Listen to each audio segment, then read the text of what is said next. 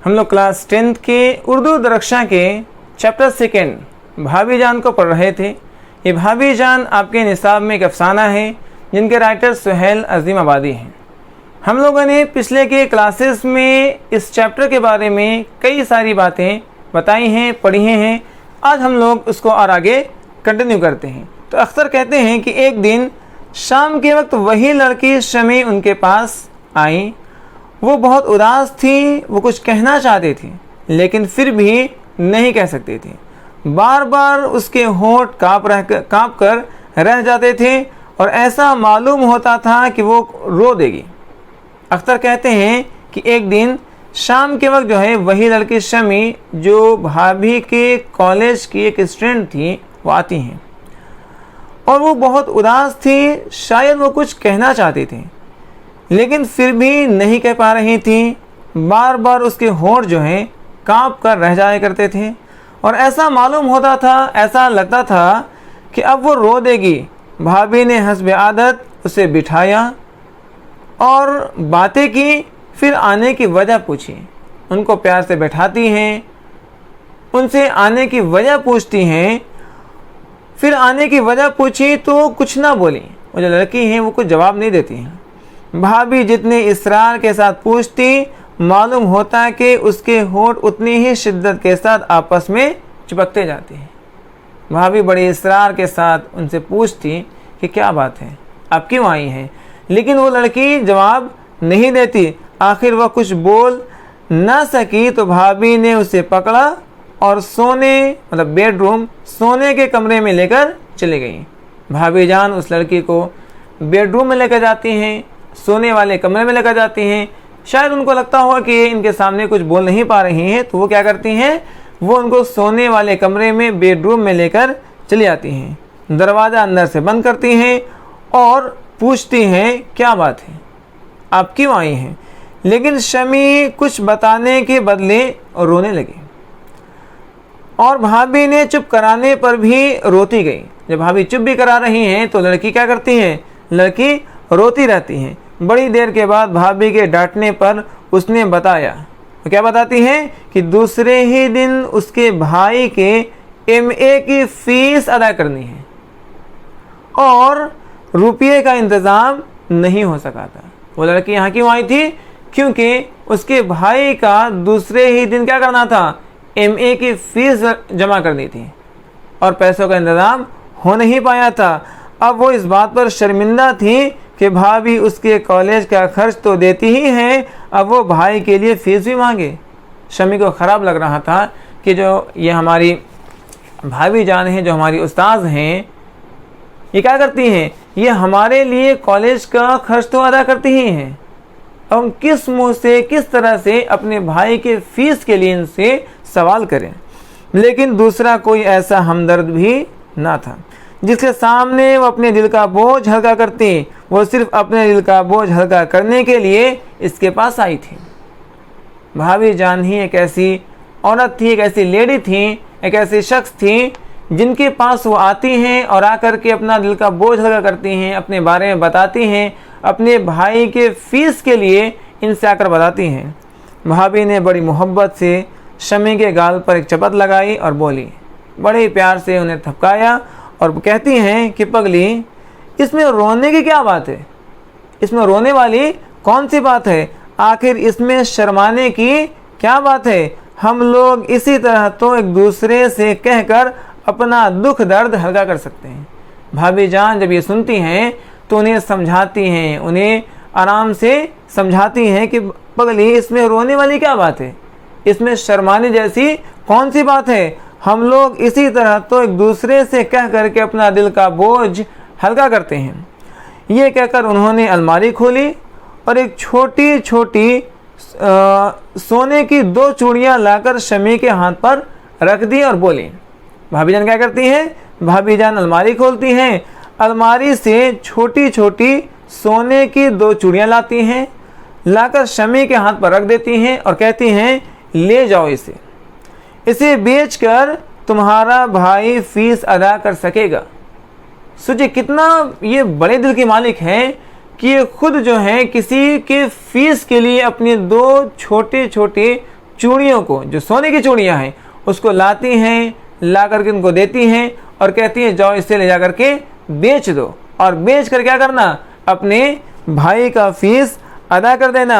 शमी शायद गिर जाती, लेकिन भाभी ने इसे संभाल लिया और इसकी पेशानी चूम ली और बोली, शमी सदा ऐसा ज़माना नहीं रहेगा, हमेशा वक्त एक जैसा नहीं होता है, दिन बदलेंगे, जाओ सवेरे चले जाओ, फिर अंधेरा हो जाएगा। वो जो हैं शमी को भरोसा दिलाती हैं, उन्हें समझाती है कि शमी, इसमें परेशानी वाली कोई बात नहीं है, दिन हमेशा एक जैसा नहीं होता, ज़माना बदलता है, दिन बदलेंगे, जाओ घर चले जाओ, सवेरे घर चले जाओ, नहीं तो क्या हो जाएगा, अंधेरा हो जाएगा। शमी चूड़ियों को लेकर चली गई। ये चूड़ियाँ वो थी जो 2 दिन पहले भाभी जान ने नन्ही रेहाना के लिए बड़ी मुश्किल से पैसे बचाकर बनवाई थी। ये कौन सी चूड़ियाँ थी? ये चूड़ियाँ वही थी जो भाभी जान ने अपनी नन्ही रेहाना के लिए बड़ी मुश्किल से पैसे जमा करके चूड़ियाँ बनवाई थी। ये वही चूड़ियाँ अपने शमी को क्या करती हैं, दे देती हैं और कहती हैं जाओ ले जाकर इसे बेच दो और बेच करके भाई का फ़ी जमा कर देना। चूड़ियाँ देकर भाभी जान बहुत खुश थी, जैसे उनके दिल से पहाड़ जैसा बोझ उतर गया हो। वो उस चूड़ियों को देकर के बहुत ही खुश होती हैं। उनको ऐसा लगता है कि गरीबों की मदद करने से अल्लाह बहुत खुश होते हैं, उनके दिल का बोझ हल्का हो जाता है। मैं 4 दिनों से उनके पास था। अख्तर कहते हैं कि मैं जो है भाभी जान के यहाँ 4 दिनों से था और एक ज़रूरी काम के सिलसिले में उनसे मशवरा करने आया था। अख्तर क्या कहते हैं कि मैं भाभी जान के यहाँ कितने दिनों से गया था? मैं भाभी जान के यहाँ 4 दिनों से था और एक ज़रूरी काम के सिलसिले में उनसे मशवरा करने आया था, लेकिन उनकी मसरूफियतें, उनकी परेशानियाँ देखकर न मौका मिला और न ही हिम्मत हो सकती, और मैंने सोच लिया कि भाभी से बग़ैर कोई मशवरा किए और मदद मांगे वापस चला जाऊंगा। अख्तर कहते हैं कि मैं 4 दिनों से भाभी जान के घर गया था। वहाँ पर मैं एक ज़रूरी काम के मशवरे के सिलसिले में आया था, लेकिन उनकी मसरूफियतें देखकर, भाभी जान की मसरूफियतें देखकर, उनकी परेशानियाँ देखकर मुझे कभी मौका ही नहीं मिला और न ही मैंने कभी हिम्मत जुटा पाया, और मैंने सोच लिया था कि भाभी से बगैर कोई मशवरा किए, बगैर कोई मदद मांगे मैं वापस चला जाऊंगा। हालांकि मैं जानता था, अख्तर कहते हैं कि हालांकि मैं अच्छी तरह जानता था कि सिर्फ वही ऐसी आदमी थी जो इस सिलसिले में मेरी मदद कर सकती थी। अख्तर कहते हैं मुझे अच्छी तरह से पता था कि इस सिलसिले में सिर्फ भाभी जान ही हमारी मदद कर सकती हैं, लेकिन मैंने फ़ैसला कर लिया कि इनसे हरगिज़ नहीं कहूँगा, क्योंकि देख रहे थे कि भाभी जान कितनी मसरूफ़ हैं, उनकी खुद की ज़िंदगी कितनी परेशानियों से गुजर रही हैं। तो अख्तर ने सोच लिया था कि हम अपनी भाभी जान से इस बारे में कोई मशवरा नहीं करेंगे, उनसे कोई मदद नहीं मांगेंगे।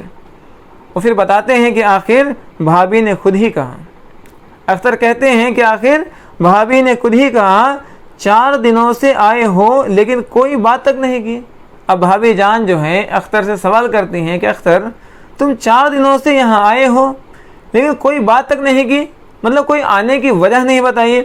मैंने कहा मैं सिर्फ टहलने और काम और आपसे मिलने आ गया था भाभी। इन्होंने क्या किया, बहाना बना दिया।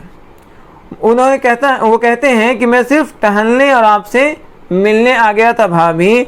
फिर वो बोली और तुम्हारी शादी का क्या हुआ? ये कौन सवाल करती हैं? ये भाभी जान जो हैं अख्तर से सवाल करती हैं कि तुम्हारी शादी का क्या हुआ? सुना है तुम में और तुम्हारे घर वालों में शादी के मसले पर सख्त इख्तलाफ हो गया है। भाभी कहती है कि मैंने सुना है कि तुम में और तुम्हारे घर वालों में शादी को लेकर के बड़ा ही इख्तलाफ चल रहा है। तो ये जवाब देते हैं जी हाँ, शादी करने का मतलब है कि या तो मैं अम्मी की पसंद के मुताबिक एक अहमक, एक बेवकूफ़ लड़की से शादी कर लूँ या फिर चुपचाप बैठा रहूँ। अख्तर कहते हैं कि शादी का मतलब ये है या तो मैं अपनी अम्मी की पसंद की लड़की से शादी कर लूँ या मैं चुपचाप बैठा रहूँ। तो भाभी कहते हैं और वो जमीला, तुमने तो जमीला से शादी करना चाहते थे ना। भाभी कहती हैं कि वो जमीला क्या हुआ, तुम तो जमीला से शादी करना चाहते थे ना। तो ये कहते हैं, अख्तर कहते हैं अब भी चाहता हूँ, लेकिन अम्मी ने कह दिया है जमीला इस घर की बहू बनकर दाखिल नहीं हो सकती। वो कहते हैं कि मैं आज भी जमीला से शादी करना चाहता हूँ, लेकिन अम्मी कहती हैं कि जमीला इस घर की बहू बनकर दाखिल नहीं हो सकती। मैंने कहा ये तो बड़ा जुल्म है। भाभी कहती ये तो बड़ा जुल्म है, ये तो बड़ा जुल्म है तो लेकिन क्या किया जाए। अख्तर कहते हैं लेकिन क्या किया जाए, बहुत से जुल्म बर्दाश्त करने पड़ते हैं। अख्तर ने अपनी भाभी से कहा कि जुल्म तो है, लेकिन बहुत सारे जुल्म क्या करने पड़ते हैं, बर्दाश्त करने पड़ते हैं। तो अब इस पर भाभी जवाब देती हैं तो अपनी अम्मी की पसंद से शादी कर लो फिर। अगर तुम्हें अम्मी की पसंद से शादी करनी है तो क्यों नहीं कर लेते, अपनी अम्मी की पसंद से शादी कर लो फिर।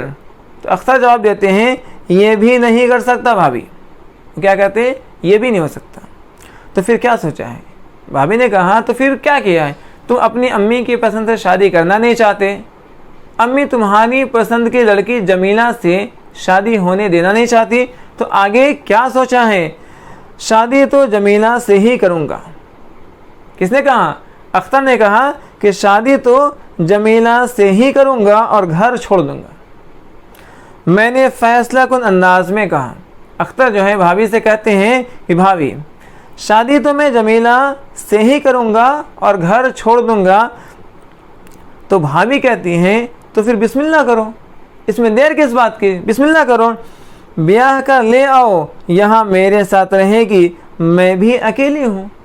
तो भाभी कहती है कि अगर तुम्हें शादी जमीला से ही करनी है तो शादी कर लो, ब्याह करके ले आओ और शादी के बाद उसे यहाँ लेकर आना, हम भी अकेले हैं, वो भी हमारे साथ रहेंगी तो हमारा दिल बहल जाएगा।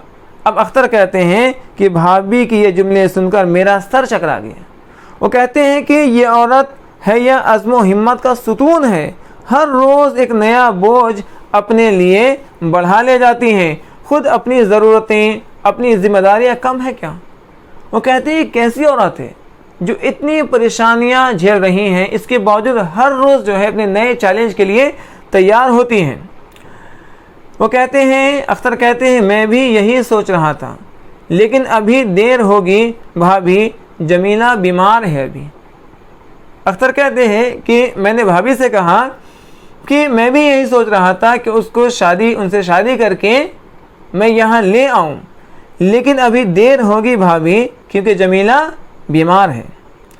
जमीला बीमार नहीं थी, बिल्कुल अच्छी थी।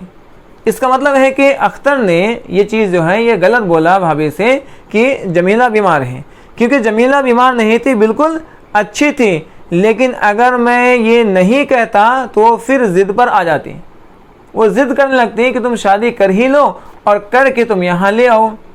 लेकिन अख्तर जो है चूँकि ये देख रहे थे उनके घर की परेशानियाँ, उनकी मसरूफियतें, वो सब देख रहे थे, तो ये सोच रहे थे अगर हम भी शादी करके उनसे यहाँ ले आए तो इनकी परेशानियों में और इजाफा हो जाएगा, परेशानियाँ और बढ़ जाएंगी। हालांकि हकीकत ये थी कि मैंने फ़ैसला किया था कि भाभी से मशवरा करने के बाद ही जमीला से शादी कर लूँगा।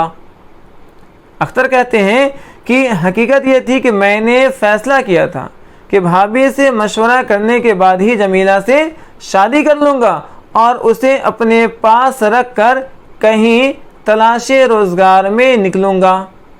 वो कह रहे हैं कि मैंने यही सोचा था कि भाभी से मशवरा करके और जमीला से शादी कर लूँगा और उसे इनके पास रख करके कहीं रोज़गार के लिए कहीं तलाशे रोज़गार में निकलूँगा। भाभी जमीला की बीमारी की खबर सुनकर अफसोस करने लगी और बोली सचमुच जमीला बड़ी प्यारी लड़की है। तो ये बातें जो हैं भाभी और देवर में हो रही थी। आज की क्लास में इतना रखते हैं और फिर हम लोग जो हैं इसके नेक्स्ट क्लास में आगे पढ़ाई करेंगे। Thank you.